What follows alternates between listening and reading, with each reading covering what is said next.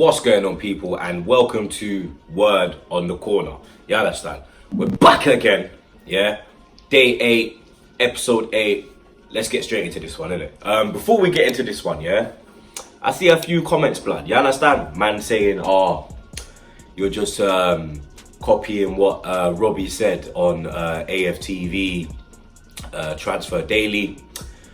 Fam, if I'm out here looking for rumours for you lot, you understand, working hard, yeah, googling the thing, yeah, and what comes up in the search is what it is, innit? You understand? And you get me? This is Word on the Corner, you understand? It's a different insight to the transfers, you understand? It's my point of view, innit? You understand?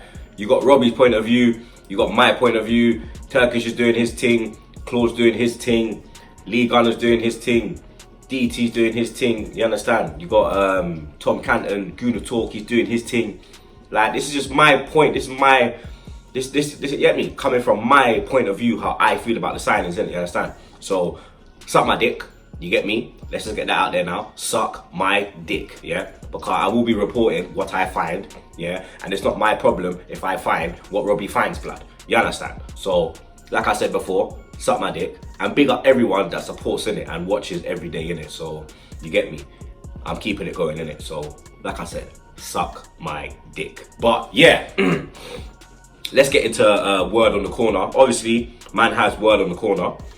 The deal for William Saliba is gathering pace, apparently. You understand, inverted commas, apparently, because they're saying that we are in advanced talks with Saint Etienne for William Saliba. Obviously, the 18-year-old broke into the Saint Etienne team last season in September, and he had a terrific season.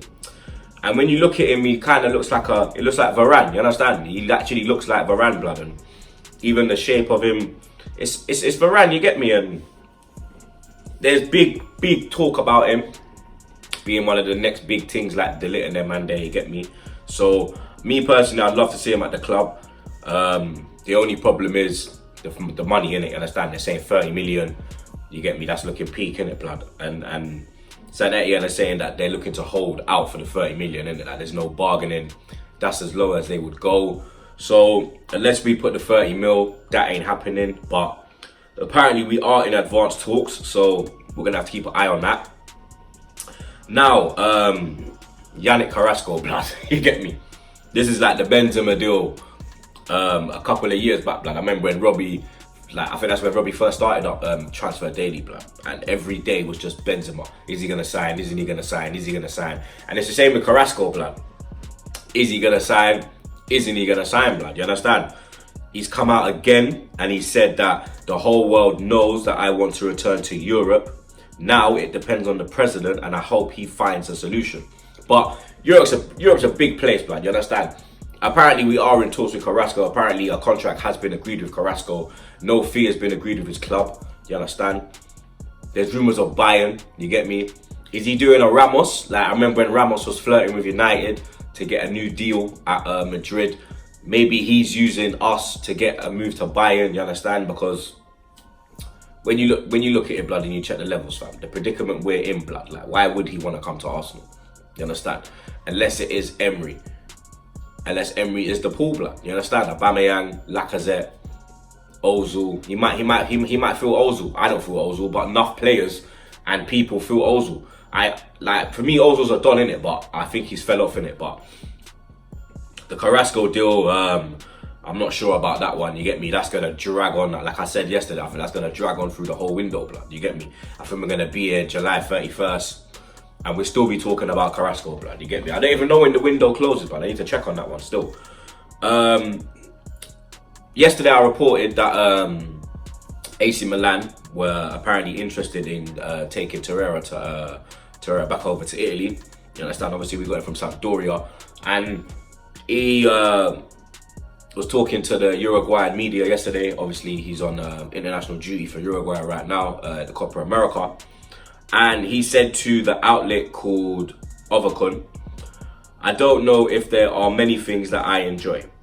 I think it was better in Italy. England is a totally different world, a very large country. The language barrier has stopped me to be able to relate with my teammates and with the people. It is very difficult when you can't have dialogue. And so is the climate. You go out in the morning and it's cloudy. You arrive late to your home and it's cloudy. It is strange a little bit. The sun, the more of us that we are here, and we are accustomed to having always or almost always the sun. You know how he speaks mad, blood. When they're breaking it down, it's coming out mad, bruv. But as the years pass, I'm going to adapt. So I don't think that's really nothing to worry about. I think all he's basically saying is that it's been difficult for him to adapt from Italian life to British life. Obviously, he's a South American man, you understand? He's coming from a hot climate. Italy, majority of the time it's hot out there, you understand? England, it's a mad thing, blood. Like, it's pissing down right now, bro. Like, I went to get a Wenzel's, man got wetted up, blood. Like, I got soaked, fam. It's mad, bro. Like, obviously, this is hard for Torreira, innit? And a lot of people coming from them kind of climate, them kind of players, it takes them a bit of time to adapt, innit? You understand? For me, he's done well on the pitch, innit? I think he fell off end of the season. I said yesterday that I believe he fell off because in the European leagues, you get a winter break, innit? You understand? There's no winter break here. It's full on, blood. And when it comes to the actual Christmas period where you get your break in Europe, in England, it steps up, blood. You understand? The team gets even more mad, fam. And I think he struggled with that coming to the end of the season. But I wouldn't really take too much into that because he did say he will adapt. You understand? So that, for me, that's the point you should look at, innit? You understand? And one of the last comments he said was that his favourite moment as an Arsenal player was getting that goal in the derby, 4-2. And he said, it was a wonderful goal for me to score. It meant an awful lot. Scoring in the derby is the best thing that can happen to a player, so I really enjoyed it. So, you get me? It's showing that he understands that them man, they down the road are they're the ops, innit? You understand? You man are pagans, you man are side man, you man are dickheads, yeah? And he realises that, and he knows that when you bang against Tottenham, you get me, you get me, the love that we have for you automatically rises, isn't it? You understand? And for me, Torreira already has become a bit of a cult hero, you get me? They love him. Majority of the time, it's his song getting sung, in it. You understand? I remember there was a few seasons back when all you would hear was, "We got Ozil." Now all you hear is Torreira. Whoa, you get me? But yeah, man, I wouldn't really worry about Torreira going anywhere. You get me? Trust me, blood. Don't worry about that one. The fixtures came out, and we start away from home. You understand? And straight away, that has just put me on guard, got me shit in my clock, because obviously last season we already know the away days were not fun, but you understand? There was a few fun away days, but majority were beat downs, but you understand? But we do start at a place where we did win last season, you understand? We got a 2-1 win. Granit Xhaka, I can't lie, bullet free kick, you understand? Newcastle United, but and it's on a Sunday, you understand? 2 p.m. kickoff, so you get me. It's looking like I'm gonna have to go out on a Saturday night, blood, because 2 p.m. kickoff, going up to Newcastle, I'm gonna have to leave my yard about 7 in the morning, blood. You get me? 7, 8 o'clock in the morning. That is ridiculous, blood. You understand? Premier League, Sky, thank you very much, innit? Safe for that one, innit? But yeah, we start against Newcastle away. The last time we played them away in the opening game of the season was the 2011-2012 season. We drew 0-0. Javinho, you remember that man there, innit? You understand? With the mad forehead, blood. Javinho, it was his debut, and he actually got sent off, you understand? Got himself into a kerfuffle with Joey Barton. Hella man, I got into bullshit with that guy, blood. You understand? That guy's an absolute wallad fan, to be honest. But yeah, Javinho got sent off. We still drew that game 0-0. I've had a look at the key fixtures, like the top 6 in it, you understand? When we play them. Obviously, the first game we play will be Liverpool. We play them in the first 6 fixtures. I think they're the third opponent. I think it goes Newcastle, Burnley, Liverpool, and then Tottenham at home. You understand? So we have Liverpool away on the 24th of August, Tottenham at home on August 31st, United away September 28th, City home December 14th, sorry, and Chelsea home on December 28th. And then We've got Liverpool home on May the 2nd, Tottenham away on the 25th of April, United at home on the 1st of January, City away on February the 29th. Oh, so it's a leap year next year. And Chelsea away on January the 22nd. So we played Chelsea in a quick space of time. Like, within under 3 weeks, we played them home and away, you understand? So that's going to be interesting still, you get me? Let me know your thoughts on the fixtures. Now the fixtures are out, Emery knows, you get me? We've got 2 big fucking games in August, you understand? We need to at least get 4 points out of them games, but let's be real. I'd love it if we could go to Anfield and get a point. I doubt it. Have to be Tottenham at home. Out of the first 4 games, for me, I think 10 points would be excellent, but I'd take 9 in it, you understand? I'd take 3 wins and then I'd hold the L at Liverpool in it, but 10 points is what I'm looking for out of the first 4. Just a quick one on players that could be leaving the club. Quick one before. We made a signing, you understand? We've agreed to make a signing. We have agreed a deal to sign young goalkeeper Markus Schubert.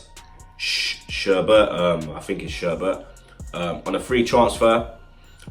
He's considered somewhat of a wonder kid and turned 21 only yesterday. It was actually Sven Mislintat who identified him before leaving the club, and apparently we're going to try and loan him out to a championship club, and a few German clubs have been in contact with us as well that want to loan. We'll take him on loan. So yeah, apparently we signed a German wonder kid. Dennis Suarez, you remember that man there? You understand? I don't know if you remember him. We signed him on loan. But apparently, he's come out and said that when he signed for Arsenal, he wasn't even 50% fit, blood. You understand? He wasn't even 50% fit, blood. So, you remember when we signed Karlstrom and he was injured, but I thought them days were done, but it's not done, innit? You understand? Yeah, he's come out and said that he wasn't even 50% fit when he turned up. He said on Spanish radio station Cadena, SER, I'm still recovering from injury. I'm practically fully recovered. On the 16th day of arriving at Arsenal, I was not even 50%. It was a year to forget, but also to learn. I have been in Barcelona for 2 months recovering from the injury, and nobody from Barca has told me anything. Kind of feel sorry for him still, you understand? He's just been left in limbo with his butt foot, you understand? Obviously, wish him all the best, but yeah, what was the fucking point of signing him, blood? Like, when you see a man like Tillerman's going Leicester and then we're getting this guy who's 50% fit, bruv. Like, not even 50% fit, like, just a fucking joke, bruv. Banter FC fam. David Ospina. Obviously, he was on loan at Napoli last season, and there was a clause in the deal that if he played 25 games, he would have to sign for them. Napoli have ginned out the thing and they pulled him out on the 24th game. But Arsenal have stuck it on them. Big up Arsenal for doing that, blood. They stuck it on them and said, nah, bro, like, we want the money now, innit? You have to buy him. We have asked for 3.1 million, but Napoli are saying they'll pay 2. So we've said to them, basically, we'll give you a week to either raise up your money or we're going to sell him somewhere else, innit? Because other clubs, a few clubs in Spain, I'm not sure who, are interested in the goalkeeper. And lastly, Darren Burgess, I don't know if you lot know him. He was the fitness expert for Unai Emery, and he has been sacked, fam. You understand? He has been sacked because apparently the run-in where we faded in the league and finished 5th and bottled the whole thing and got battered by Chelsea in the Europa League final 4-1 was down to him. You understand? It was down to his failure, and Unai Emery is not ramping. If you fuck up, then you're out, blood. You understand? There's not second chances. It's get the thing right, or we'll get someone in who can get it right, blood. You understand? So, yeah, I'm not really pissed off about that. I think that's a big move from Emery. I think it shows that he's not ramping and he's here to get us back where we belong. And he realizes that when you fuck up, you have to amend that. You have to rectify them fuck ups, and he's trying that. You understand? He's got rid of this ham roll. So yeah, very happy with that one. But yeah, man, that's word on the corner for today. Yeah, like I said, big up everyone who's been watching. You understand? Love the support. Yeah, coming to you from a different angle, coming to you from my sofa you understand, see you lot moaning about the wall, and I couldn't really put up the things them today, so I changed the angle again for you lot. But yeah, man, you lot already know. Subscribe to TroopzTV. I'll see you tomorrow.